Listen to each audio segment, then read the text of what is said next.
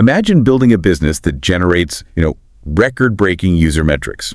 You secure these massive partnerships with the United Nations to shape global policy, and you successfully ship some of the absolute most complex software architecture in your entire industry. Yeah, you're basically crushing it by every conventional metric. Right.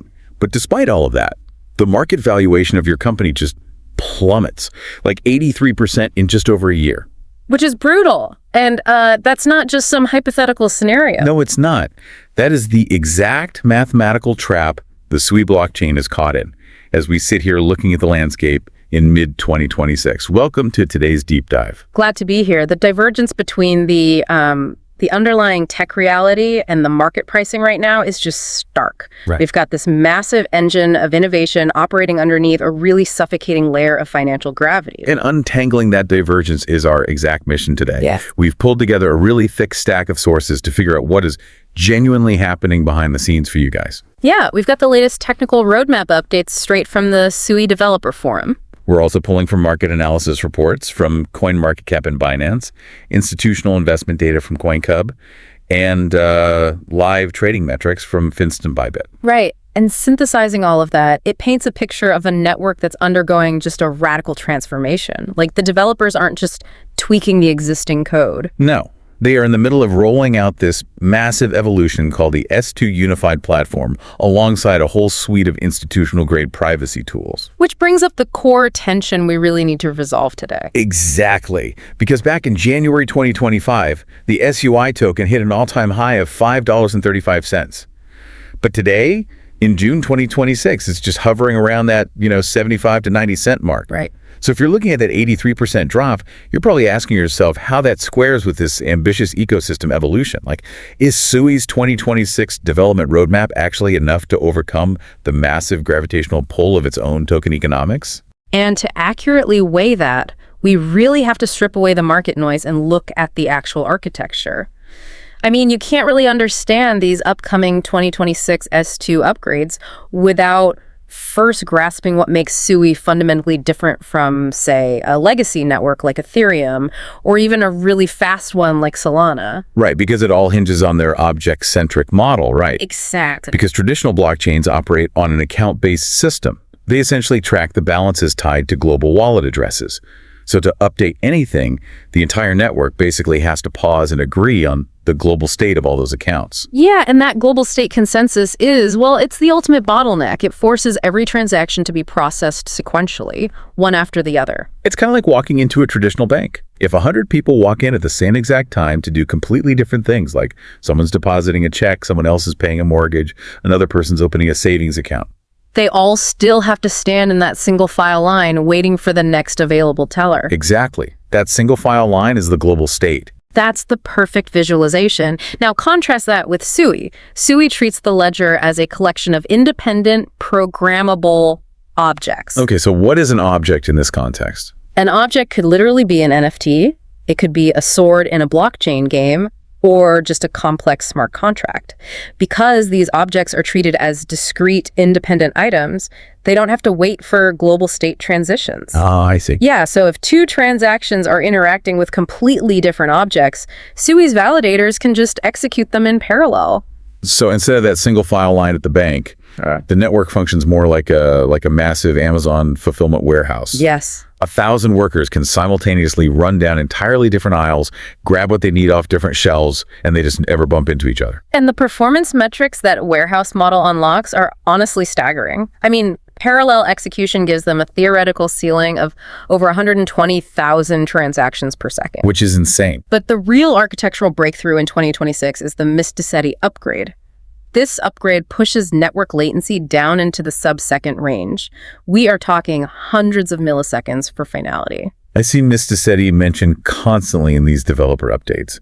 But what does sub-second finality actually enable for you? I mean, why does it matter if a transaction takes 400 milliseconds instead of 3 seconds? Because it fundamentally changes what you can build.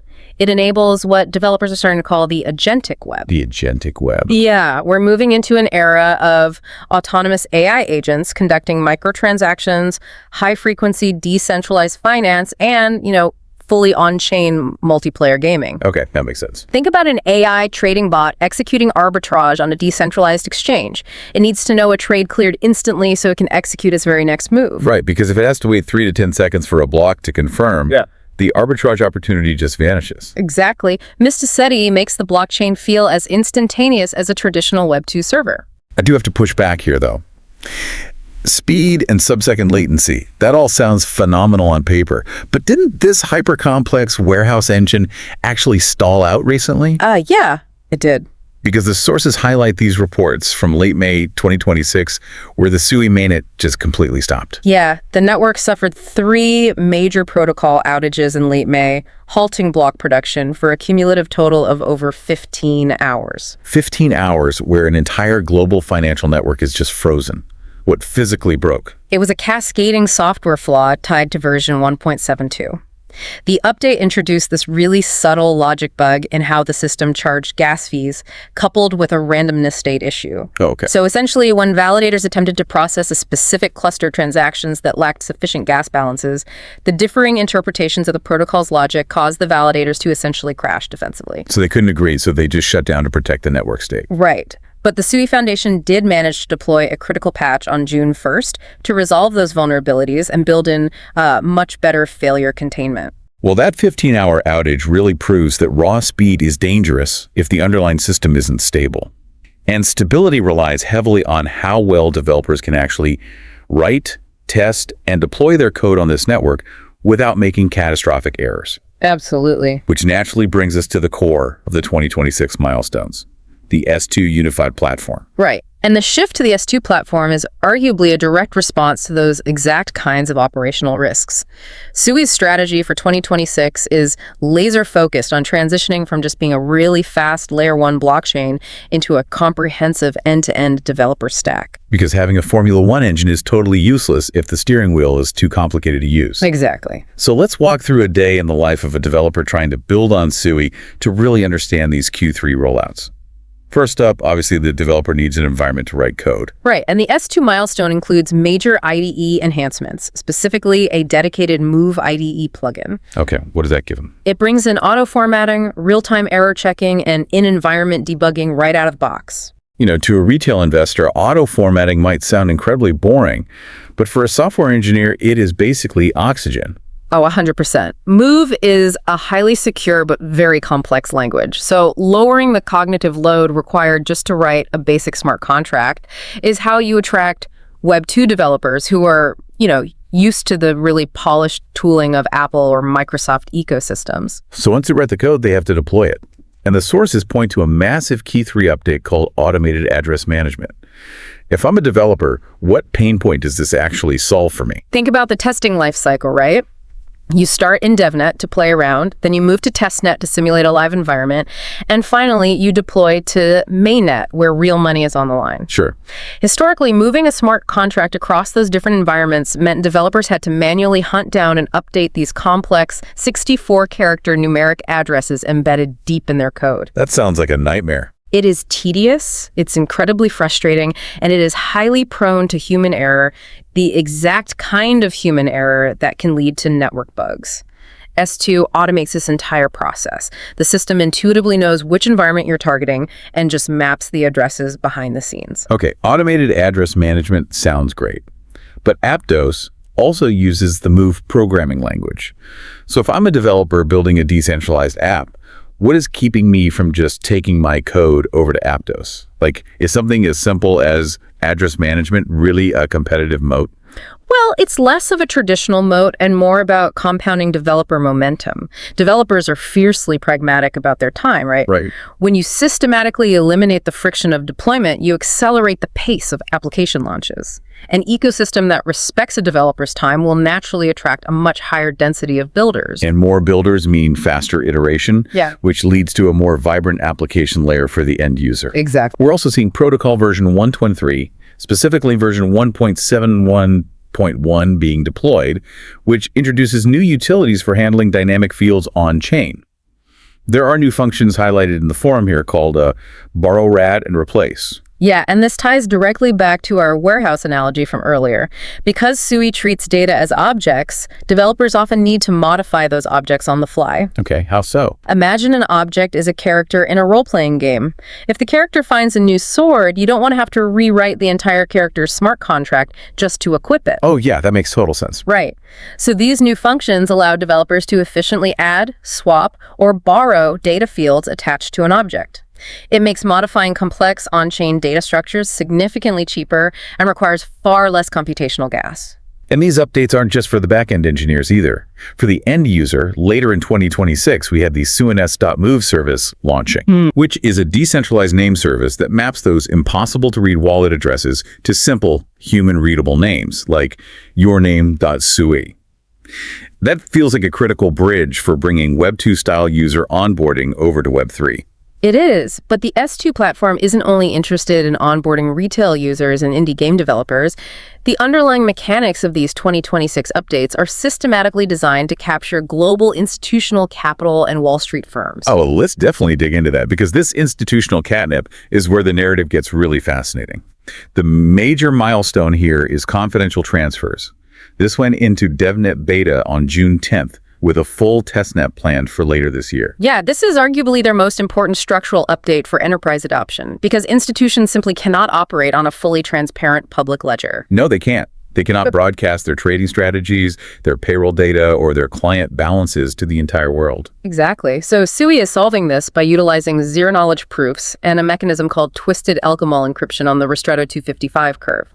Okay, let's unpack that jargon, because twisted Elgamal and zero-knowledge proofs sound incredibly intimidating. How does this actually work mechanically to hide a transaction? Well, think of a zero-knowledge proof like a bouncer at a really exclusive club checking your ID. The bouncer has a mathematical way to verify that you are over 21 without ever needing to see your actual birth date, your home address, or your name. Right. SUI applies this exact concept to transaction amounts. The network validators can mathematically prove that a transaction is valid, that you actually have the funds you're trying to send without ever seeing the dollar amount. And how does the twisted Elgamal encryption fit into that? Twisted Elgamal is a form of homomorphic encryption. Okay. In simple terms, it allows validators to take two encrypted numbers, add them together, and verify that the encrypted sum is correct without ever actually decrypting the numbers themselves. Yeah, this ensures that even though the transaction amounts are completely hidden, nobody can exploit the privacy to secretly print infinite money out of thin air. The math literally proves the ledger is perfectly balanced. But wait, if the amounts are completely hidden, how does this stay compliant with the law? I mean, fully anonymous networks terrify financial regulators because of money laundering risks. And that is the genius of SUI's specific design here. They don't hide everything. The sender addresses, the receiver addresses, and the timestamps all remain completely public on the ledger. And crucially, the protocol includes built-in auditor keys. Ah, so it's sort of like a VIP room at a casino. Yes. The public out on the main casino floor can see exactly who walks into the VIP room, who they walk in with, and what time they did it. But only the pit boss who holds that auditor key can look at the private table and see exactly how many chips are being pushed across the felt. Precisely.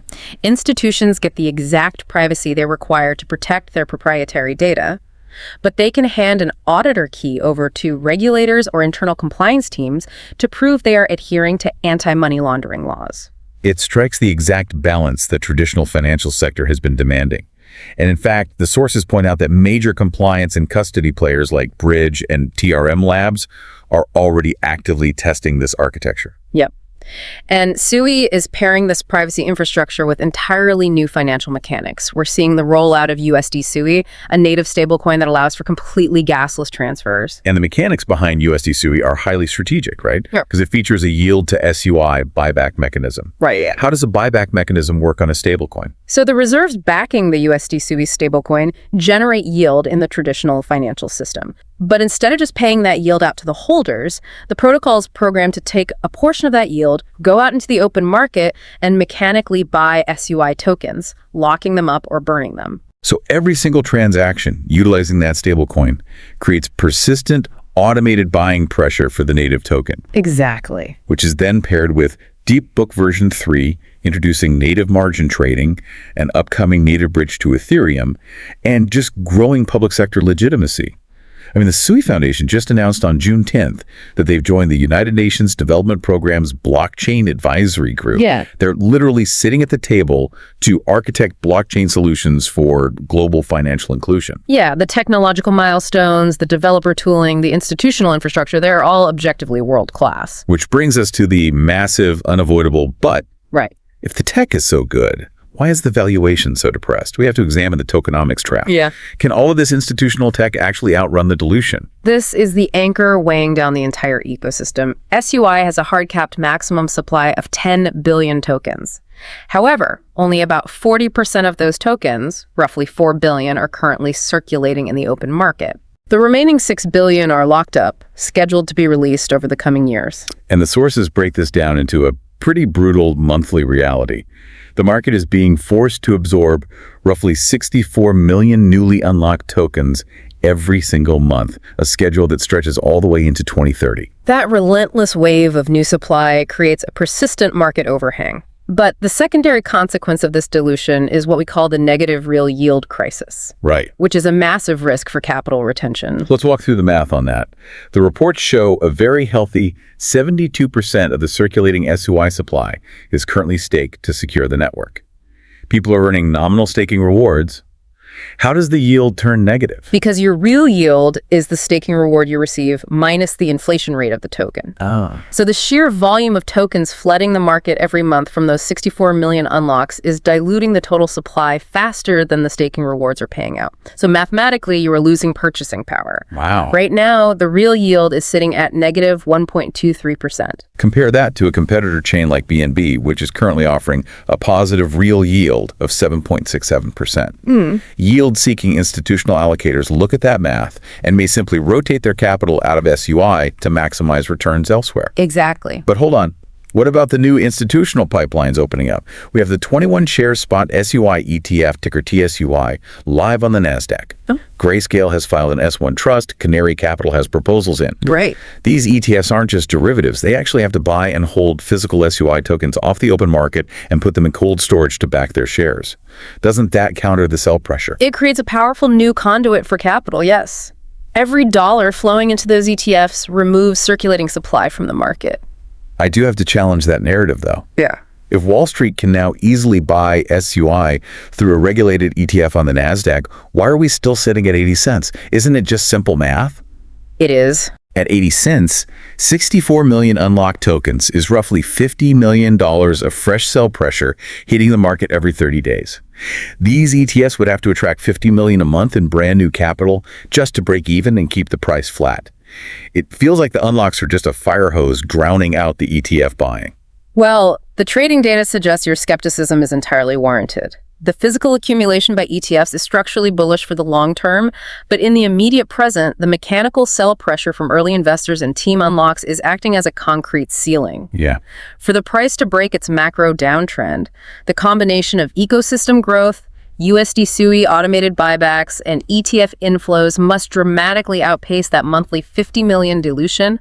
And right now, it is a fierce tug of war. Which perfectly explains the massive divergence we are seeing in the 2026 market consensus predictions. Exactly. Algorithmic models and short-term technical forecasts see the price remaining largely trapped in a range between 74 cents and $1.13 through the summer. And the charts show a very heavy technical resistance level, sitting at $1.16, that the asset desperately needs to break through to establish any meaningful uptrend. Yeah. And when the models zoom out to the long term, They split dramatically. In an optimistic scenario where the S2 developer platform functions flawlessly, the Mysticetti upgrade triggers mass adoption of on-chain AI agents, and the token unlocks are fully absorbed by massive ETF and enterprise demand. Bullish models target a range of $3.50 to $5.50. Okay, but what about the bear case? Well, if developer momentum stalls, if the network suffers more 15-hour outages, and if those monthly unlocks continue to dilute a market that lacks fresh buyers, bearish models warn of the price slipping back down below 60 cents. Let's bring this deep dive full circle. The SUI blockchain in 2026 is an absolute masterclass in technological ambition. They are shipping incredible developer IDEs, automating the friction out of deployment, and building compliance-friendly zero-knowledge privacy right into the protocol layer. Right, they are literally building the infrastructure of the future. But they are locked in a brutal mathematical struggle against their own aggressive token unlock schedule. It's the ultimate real-time test of whether superior fundamentals can overpower heavy tokenomics. It really is. But I want to leave you with a provocative final thought to mull over, something that builds on all these sources, but takes us a step further into the future. What if the future valuation of high-speed, utility-driven Layer 1 networks like SUI eventually stops being based on speculative coin mechanics entirely? How do you mean? Well, as SUI completes this transition from a simple blockchain into the S2 Unified Developer Platform, a place where actual enterprises build real applications relying on sub-second latency and auditor key compliance, perhaps the market will eventually stop valuing SUI like a speculative digital currency. Okay. What if, instead, the market begins valuing it exactly like a traditional Web2 software-as-a-service company? In that world, the token price just becomes a strict reflection of B2B software revenue multiples, based entirely on the measurable volume of network fees, stablecoin yields, and enterprise usage. Wow. If that shift in market psychology happens, the entire framework for how Wall Street prices these networks changes overnight. The underlying technology and revenue generation would finally eclipse the tokenomics. A massive fulfillment warehouse finally pricing itself based on the volume of its shipments rather than the speculation on its real estate. Thank you for joining us on this deep dive. Keep questioning the architecture of the digital economy, keep exploring the mechanics behind the headlines, and we'll see you next time.